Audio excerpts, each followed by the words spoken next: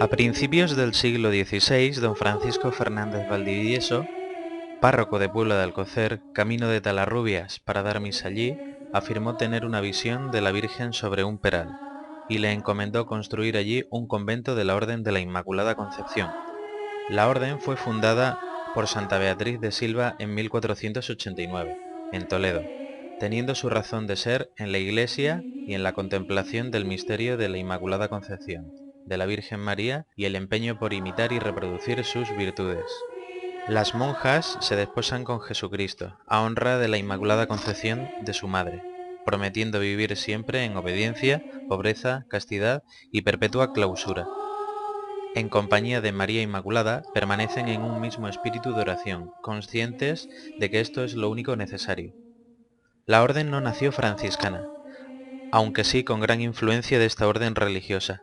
Las reformas llevadas a cabo por el cardenal Cisneros en la Iglesia española hicieron que la orden quedara bajo la regla de Santa Clara.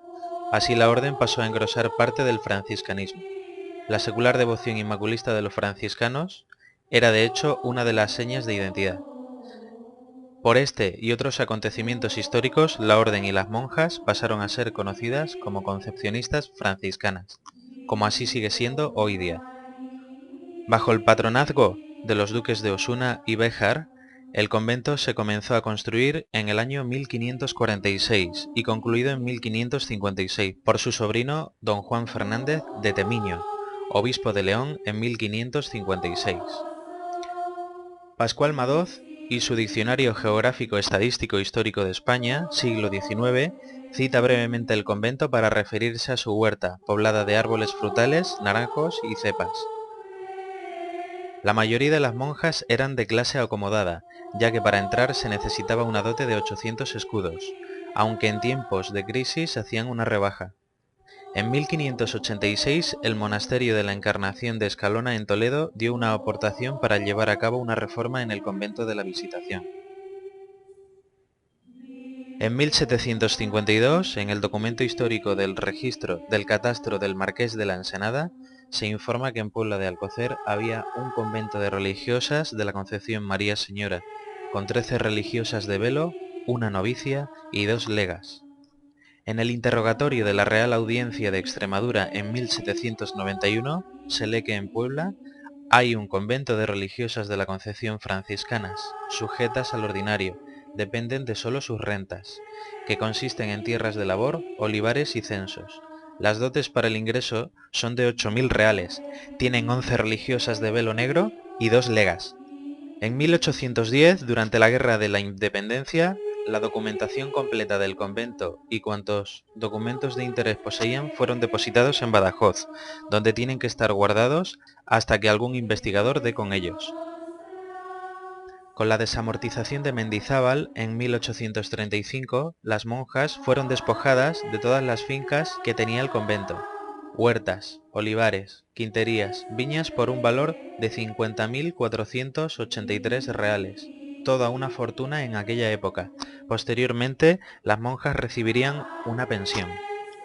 En 1842, un huracán arrasó la Siberia extremeña destruyendo casi todos los tejados de Puebla y entre ellos el campanario del convento de las monjas.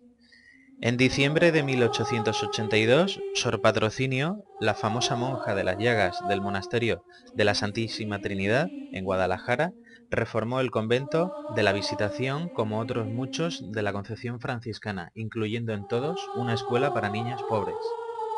A principios del siglo XX existe la leyenda que en este convento hubo una monja llamada Sor María, que después de su muerte estuvo sudando 3 días y 15 años después, al sacar sus restos, observaron en su cráneo, fuertemente marcado con trazo definido, una cruz.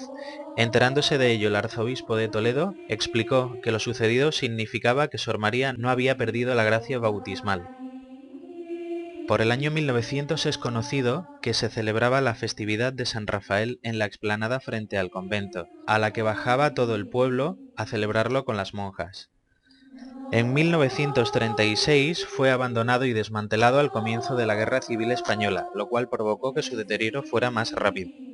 Para entonces quedaban 3 monjas. Ellas y sus enseres fueron trasladados al convento de Cabeza del Buey. La abadesa Sor María Lourdes que murió a los pocos años de llegar. Sor Consuelo y Sor Catalina ambas fueron trasladadas al monasterio de la Inmaculada Concepción en Toledo, que es la casa madre de los conventos concepcionistas. Sor Consuelo volvió a Cabeza del Buey y murió en 1959.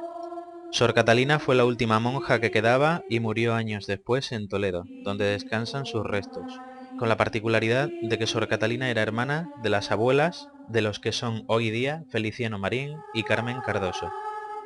En el convento había un cuadro de Murillo representando al Niño Jesús y a San Juan con cayado y una ovejita. El cuadro debía tener un gran valor, pues cierto señor ofrecía la reconstrucción del convento a cambio del mismo. En 1975 hubo una tormenta de lluvia y granizo que deterioró aún más el convento. Numerosas viviendas de Puebla tuvieron que ser desalojadas. Posteriormente el convento pasó a ser privado, comprándolo así don Manuel el médico. Hoy día es propiedad de Amparo del Río. Su primera intención fue convertir el convento en un lugar de acogida para los ancianos de la población. Su idea no tuvo el respaldo necesario.